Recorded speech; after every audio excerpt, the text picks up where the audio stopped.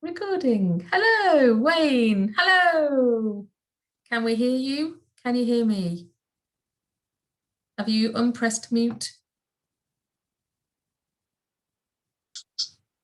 I can hear you now. Can you hear me? Yeah, I can hear you. I'm just going to use the sculpture as a stand. Oh, wonderful. If I put that there, let's see what that does. I bought this, I think I might see it last time. Bought this little thing. Oh, turn that down. I'll just click on that, see what I look like.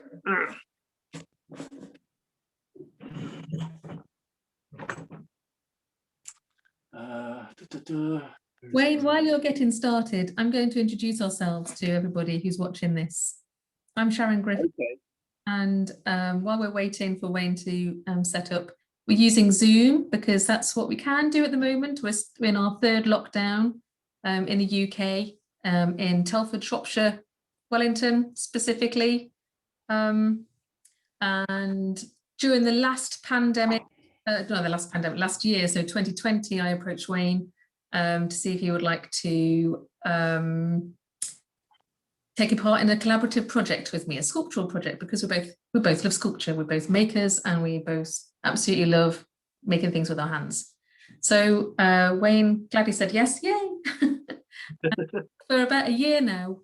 So we're now recording this, we're in February 2021, and we have been working alongside each other, social distancing, so not physically physically working alongside each other, but in a kind of a swapsies. You know, I make a piece of sculpture, give it to Wayne, Wayne does something with it, gives it me back, I do something with it. So it's kind of losing the control over what we have, because it's a process that we're kind of playing around with, which has a very similar way of how we are living right now, which is a process. We have no control over anything. So it's about releasing the control over to another person with something that's physical as well as mental, to see how it goes. So I'm enjoying the journey so far. Yep, same here. This time we're recording. We did a video last time, and unfortunately I was in a state of mind and I didn't press the record button. So sorry about that, Wayne. You have to do it again. We just called it was a bit of a practice run, wasn't it? The practice run, yes. So what are we talking today? What are we talking about today, Wayne? We had a conversation which sort of the phrase Black Mirror came up, sort of referring to Charlie Brooker's TV show, the sort of modern day, it's like a sort of near future kind of sort of slightly modern day Tales of the Unexpected TV series. And I was saying that I hadn't realized first that the term Black Mirror, it referred to the little hand devices that we all carry around. We're always staring into a screen. So we thought we'd have a bit of a chat about our dependence or addiction to screens and sort of social media in general, and maybe the sort of artwork that we produce now and how social media has sort of influenced that, you know, whether detrimentally or other ways. So yeah, I think that's where we were gonna go. Thanks for the reminder. Oh, it's really to work. It's really hard, isn't it?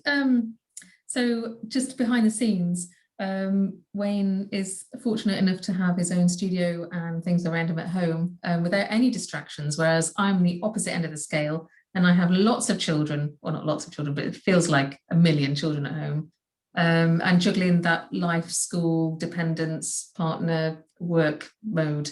One of them, I think, has just come upstairs, so fingers crossed they don't disrupt us too much.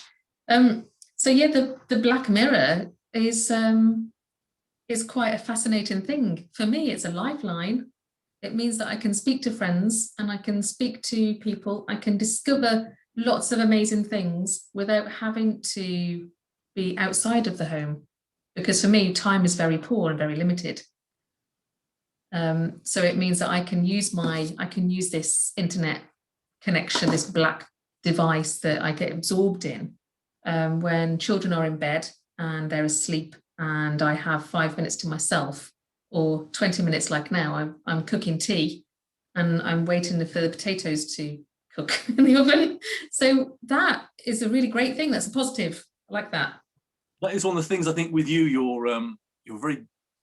It's probably like forced because of sort of family commitments and things, but it's probably forced you to be more time efficient, and you seem to manage it a lot better than me. Whereas me, I'm sort of here on my own, and it's just sort of the more time I'm given, the more time I can waste or sort of faff about with something, and so yeah, like the sort of the so social media and the internet is a curse and a blessing at the same time. You can find a lot of information, and especially during lockdown, we're all it enables us to sort of keeping in sort of visual contact with each other, and it's great for sourcing imagery or researching anything. But it's so easy to go down one of those crazy little rabbit holes of you just end up watching, I don't know, getting random lost rabbit holes. That happens quite a lot, doesn't it?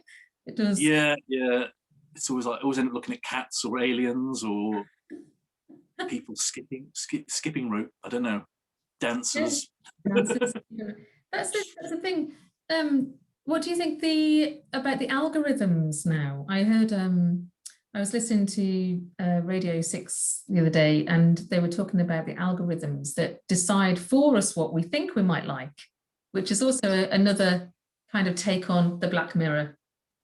Yeah, it is. Yeah, again, it's that sort of curse and blessing, isn't it? Sort of, because the negative side of it is you can end up just in like echo chambers. You'll find something you like, and it'll suggest more.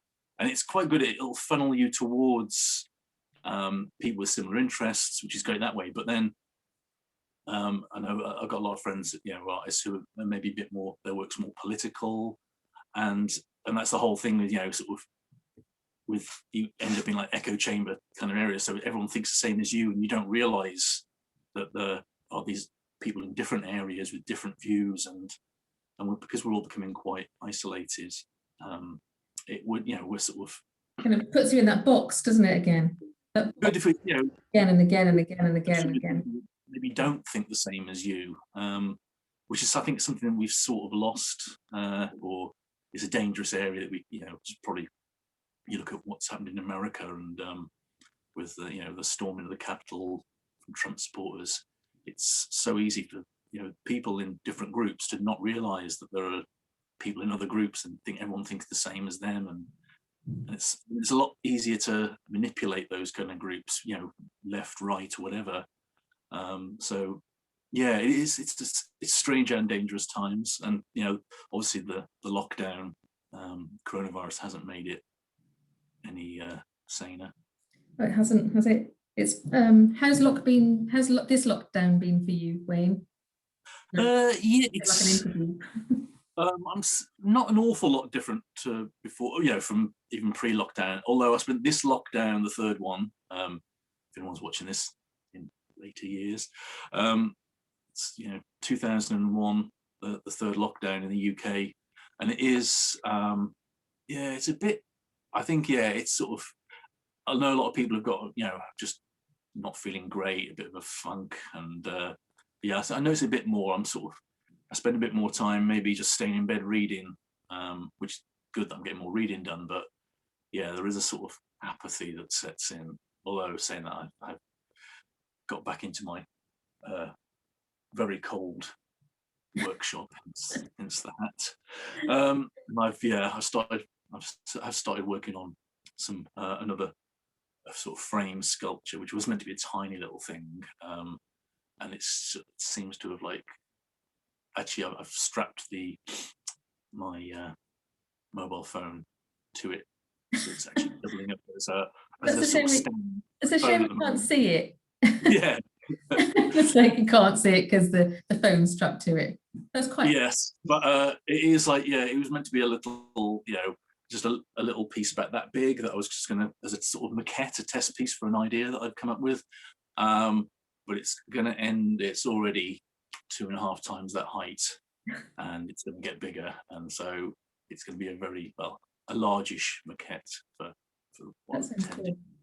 But yeah, it's bizarre, isn't it? I mean, this third lockdown, I think it's really hitting home. A lot of people, and I, you know, you've got friends who've, you know, it's hit hard. How Yeah. about you?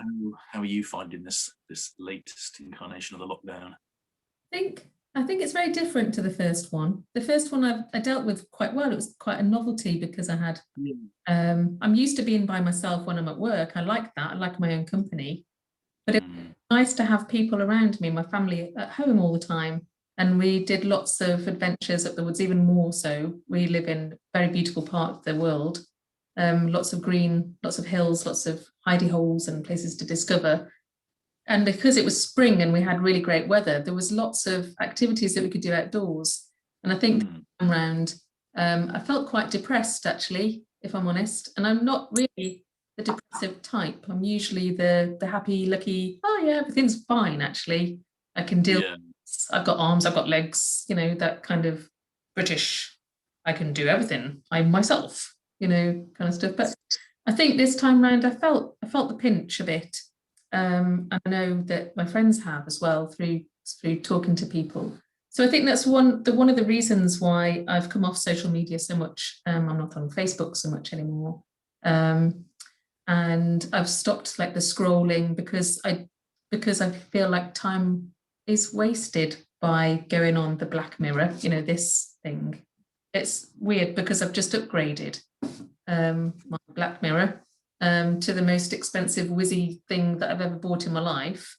And it's locked me out of the things that I use, which is quite bizarre, quite ironic. The irony. The irony, the irony of, you know I'm going to upgrade to everything. It doesn't even have a jack socket, so I can't even plug my headphones in. So everything is wireless and everything is all whizzy dancing, whatever. So I've decided actually because of that, just to go in myself a little bit, and spend that time being in the winter moments, and having pajama days. I like pajama days now. I feel like I can rest more. The one thing I have noticed, especially with young people lately, is that there's a lot of anger around. There's a lot of big feelings,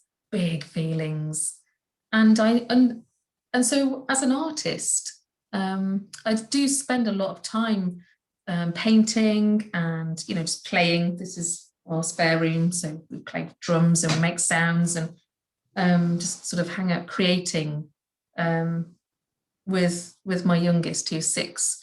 But what I've noticed, there's a lot of anger and looking around the help and support that's around right now, with the big names. I don't want to mention them because I'm going to slate them actually. Is that it feels like we have to feel calm and we have to feel, don't worry, it's going to be okay, like pat on the head. We've got this, we've got the virus under control and we're going to stay safe. And I hope that you're feeling well. And why don't you get this and you can explore your feelings on this piece of paper with this pen, with this pencil. All you need is a pencil and a piece of paper and you can, play to music. I feel like it's all really fucking polite and I can't stand it. I want to shout, I want to scream, I want to yell, and I want to feel all of the emotions and all of the feelings. And I want to give them a voice, which is why clay is so good for me. Yeah. Does that make sense to you? It's kind of like a state of sleep, which you don't want to. You just want to go, ah! Yeah, it feels like we should all be doing like some sort of primal screaming thing on the kitchen floor. But what were you saying about the whole polite thing? It just reminded me, there's an artist I know, Sarah Maple, brilliant artist, very funny. And I listened to fantastic. Listened to Radio 4, very middle class. And it was, I listened to Radio 4 too. She was on front row, doing a sort of like demonstration thing for how to do collage, and I thought this is very strange for the radio. Then I realised I found a link on the BBC site somewhere, and the little giving a demonstration on collage, but it was and I think she was doing it slightly tongue in cheek, but it was like she was doing it very BBC present, Blue Yes. Peter presenter style, which was quite funny. But, considering she's a very, very sort of cutting edge, satirical and kind of sort of humorous artist, it was. But yeah, it was also quite lovely to see that. But I mean, it's one of those. But also because she's very contemporary, it wasn't sort of talking down to, it's sort of just saying, oh, here's what I do, here's what you can do, here's how to do it. And she produced something that wasn't twee and dumbed down. Yeah. So yeah, it's good that there are artists out there doing things, because I know a lot of people who maybe never drawn before, or told they couldn't be artists because they couldn't draw. Yeah. Yeah. Collage, and it's really helped them. It's they've got some of them become quite obsessed, and it's become a passion. But I think we're just getting off topic, because we were saying about the Black Mirror. And also, I've got potatoes that I've got to go and do a bit of a whiz, and then get the dinner on. What time on? Oh, we've had 25 minutes, I think, or 20 minutes or so. Okay. We talked before about it's about the effects of social media as well on artwork, especially with things like Instagram, very big for artists. But I remember we talked before about the old idea of whether social media, or say Instagram, has sort of changed the way that people produce art, or the way that the sort of art that they'll show. Because there's this whole thing of like self-censorship, if you troll. Yeah. Just negative comments. What are your thoughts on that? I do think that I use social media as a blog, kind of like, this is what I'm doing. It's kind of a share behind the scenes, of like a process, just because I want to feel visible to people, and it makes me feel like I can connect with other artists. I use Instagram quite a lot for that blogging purpose. And it works. I have great conversations with a lot of people behind the scenes. It really works for me. It's a wonderful tool to use for connecting with other people that are like-minded. And I love that. I love it. It works very well for me. But I do know some people who are artists, and it's kind of like a test, so you make a piece of work and then you put it, out there, and then you get you get a response back. And then I see a lot of artists take on that response. So they make work in response to the response.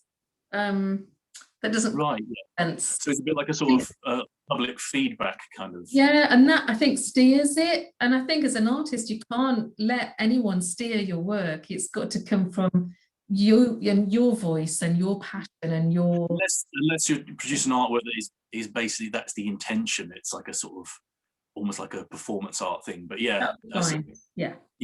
But yeah, I see what you mean. Yeah, because like, there is that whole thing, isn't it? Like in the 90s, you got like Saatchi bought up whole collections, and then and then there was like a lot of it was like the sensational art, like, Tracy Emin, Damien Hirst, and that the whole YBA scene. I found that I was at uni in the 90s, and that seemed to influence a lot of artists. They were churning out stuff that conformed to that kind of visual aesthetic or whatever. I was wondering whether you thought this, because there is that, even not artists as well, but some people take a photo and think, oh yeah, this is very Instagrammable, or this will get loads of likes. And it is, I wonder whether it's sort of artists are just either tailoring their art more to how it will be perceived, or whether they're only showing, certain types of maybe slightly safer art.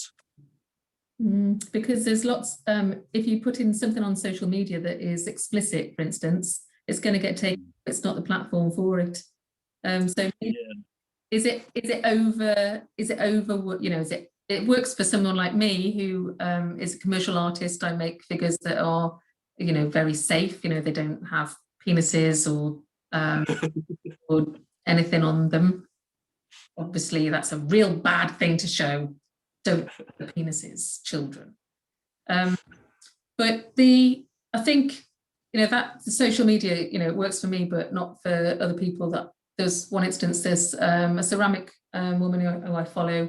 Wonderful, wonderful art that she makes, and she makes quite pornographic sculptures, but really tasteful, like really tasteful sculptures. You know, really good quality sculpture that shows masturbation, and she's endless the Instagram, the powers that be, they always take or censorship, you know, they always censor it. So she's, you know, that is not, maybe Instagram is not her platform. Yeah, I got a friend, of photographic and video making artist, Alexandra, who's nudity, you know, she's nude in a lot of her work as well, but nudity of others, and she's constantly getting stuff taken down. And it is weird, isn't it? We live in a society where the image of a naked, the naked human form, which is what we've all got, a naked human form under our clothes. Yeah, that is something that's going. Oh, we have to protect children, but it's okay to show, images of weapons, guns, knives, violence. Sort of military. It's so bizarre, isn't it? It's like, it's the power, isn't it? Who is they, and where is the legislation? The legislation, can't say it. Legislation. The one. Legislation. Who owns that? Who owns that? And who decides for us? Social media, I think, should be censored to everybody who is under the age of 16 anyway, or they have a blanket sweep of you can't see, look, do anything, and that's how it should be. But unfortunately, there's things that get through, like Snapchat, which is quite old now. There's lots of gangster kind of underground grime culture, which is really very, very harsh. And the way that young people socialize and interact with each other is definitely not the way forward for our human race to exist very nicely and harmoniously alongside each other. Definitely not. Yeah, I think that's a different. I think I'm going off on a tangent there. That's a different. That's a different video, perhaps. Yeah. Yeah, it's yeah. Yeah, that's a different video. That's pushed a few buttons for parts of me. That has. It's like, I don't like that. Yeah, it doesn't make me feel very confident in the whole system that we have. But on the plus side, it allows us to reach out to people. I don't know, you guys, if you're watching this, but Wayne and I have been talking to young carers. We've had a few sessions with Zoom meetings with young carers that we're able to do because of social media or because of the internet, which is fantastic, because these young people are isolated and they're at home with extra commitments from such a young age. So that kind of thing is great. But on the flip side of that, if they are able to access social media through internet and they're vulnerable, that isn't good at all. That's a different. We should talk about that one next time, Wayne. What do you think? The powers that be. Who owns our social media platforms? Oh. Yeah, have a little break, something a bit lighter, and then come back to one later. Yes, yeah, I'm going to go make some potatoes. I'm going to have some potatoes and some great big huge, the size of the whole house. What are they called? Yorkshire puddings. Oh God, I love Yorkshire puddings. That big, huge. Yeah, I think I might go and I'll have a little break from the workshop. I'm going to make some of my signature vegetable slop, which everyone tells me is disgusting. Slop. Yes, that sounds wonderful. I do like vegetables, but the slop kind of puts me off a bit.